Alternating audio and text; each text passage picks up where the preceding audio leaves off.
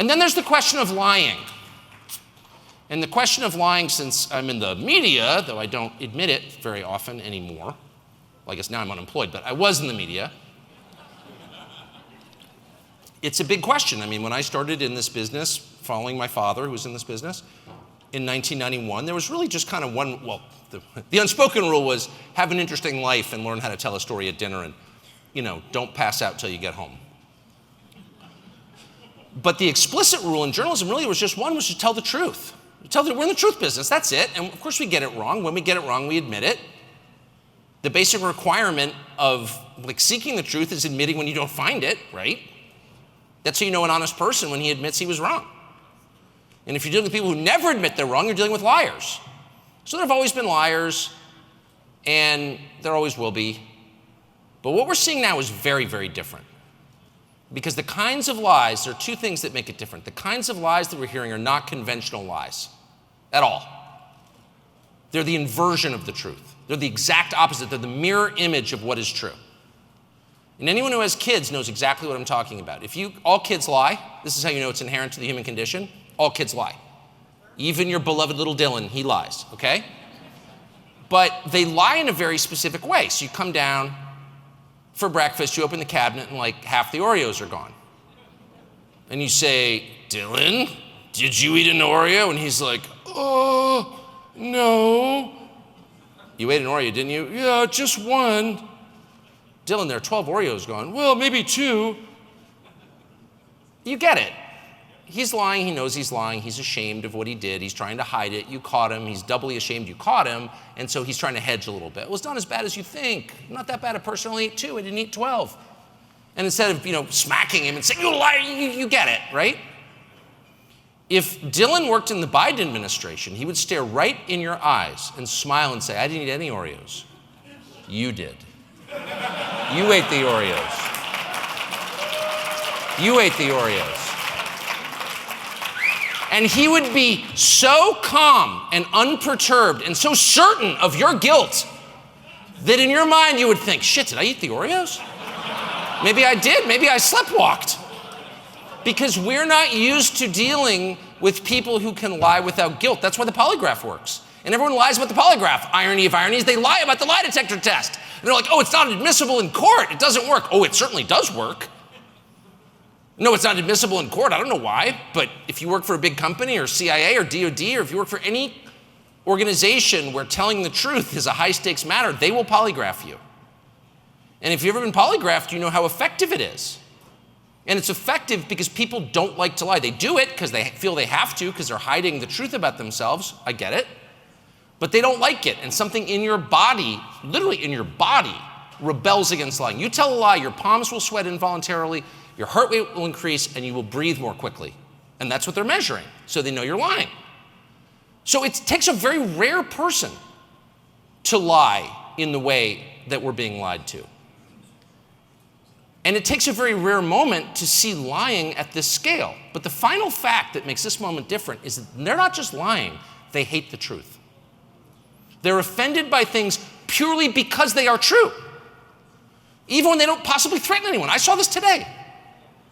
Somebody sent me a piece. There's a group called Media Matters, which is it's a censorship organization funded by Soros and a lot of other people who hate Western civilization, designed to prohibit people from saying certain things. Well, the things that they're prohibiting people from saying are 100% true, and that's why they're prohibiting it. Somebody sent me a piece today where Media Matters attacked a guy for suggesting that our historical timelines were wrong, and there had in fact been advanced civilizations in earlier moments in time, and that they had been eliminated somehow through climactic events, through natural disasters, and that we're not aware of them in any detail. Well, that's a really interesting hypothesis. I have no idea if it's true. It kind of seems to be true. I'm not emotional about it either way. I'd like to learn more because I think it's really interesting. We have no idea how the pyramids were built, for example. How can we not know that? We sent a man to the moon, and you can't replicate the technology that created the pyramids? You don't even have a good guess as to how they were built? We don't even know when they were built. Those are facts. So a normal, curious person would say, well, why don't we know that? And what does it tell us about ourselves and about the past that we don't know? That's what I would think people would ask. They were attacking this guy for asking that question. And I was like, why would Media Matters care about your opinions on the pyramids? Why do they care? Or whether they were big civilizations in Illinois 10,000 years ago, which there were, by the way, that used metal, amazing. But why would anyone care? Well, they care because that's true. That is just true. And the current version of history that we've been told is not only incomplete, it's just wrong. It's just flat out wrong. Now, I don't know what the truth is. I don't know what it means, and I would never claim to.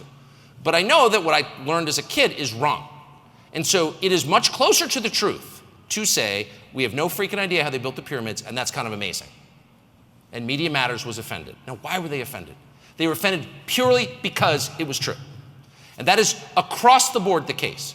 Every person, and I just by happenstance, because nature of my job, know like 80% of the people who have been canceled, which is to say had their lives destroyed by the censors. And I can't think of a single case where someone was destroyed for telling the truth. Or for lying, rather. For lying. There's no penalty for lying. If they had lied, if they repeated whatever dumb slogan they were told to repeat, whatever, we're in a climate crisis, diversity is our strength, or whatever. Whatever the approved script is, if they just read it like a good little robot, they would have ascended the ladder at NBC News. They wouldn't be living in their weekend house. But they didn't. What they did was they told the truth. And that is the case everywhere. And if you don't believe me, look back and do it when there's no one else around because everyone's afraid even to have unapproved thoughts now. But go through like the last 15 famous people who are canceled for saying the wrong thing and ask yourself, is the thing they said wrong? You may not agree with it. It may offend you. Some of the things people get canceled for are kind of offensive in my opinion. But that's not the measure. The measure always and everywhere has to be in a free society, in an honest society, in a decent society, is it true? Truth has to be a defense. And it used to be our first defense. You would say, well, in fact, there was a guy who used to say, facts don't care about your feelings. He's changed his views on that recently, but that remains true. The facts matter most. And even more important than the facts, the truth of the facts. What do they mean? That's the most important thing. And it used to be, you could say, well, I'm sorry, I shouldn't have said that. I always say to my children, never tell the truth about other people in their presence because it can really hurt them. I told my kids to lie. The only lies that hurt people are the true ones, the only attacks. Don't call the fat girl fat, that's cruel. But in the end, that's a function of politeness. I was telling my children to be polite, to care about the feelings of others, which I think is super important. But as a legal matter and a cultural matter, you cannot punish people for telling the truth, period. Or else you become an empire of lies. In every sense, both in a literal sense and in a spiritual sense. That is just true. And if you are governed by people who actively hate the truth and who lie for the sheer animal thrill of doing so, you are living in a dark time under very dark people. And the stakes are the ultimate stakes. It's not about who gets elected. It's about what happens to the world and your soul. And so my advice, what can you do about that? It's a very action-oriented, practical country. So people are always like, well, what can you do? I have no freaking idea what you can do. Write your congressman, he's not gonna read your letter. Go to your school board meeting, you're gonna get arrested. I think you should do it anyway. I think you should tell the truth anyway. I think the only way to stay alive and fully human in a moment like this is to resolve that you are going to tell the truth in every and all circumstance. And if you can't say it out loud, stay silent. If it's going to hurt the feelings of someone you love, that's an absolutely justifiable reason to be quiet. But in every other circumstance, whether you're standing in carpool line with all the fashionable ladies in your neighborhood at the stupid private school, no offense, I sent my kids to one too, I hate them.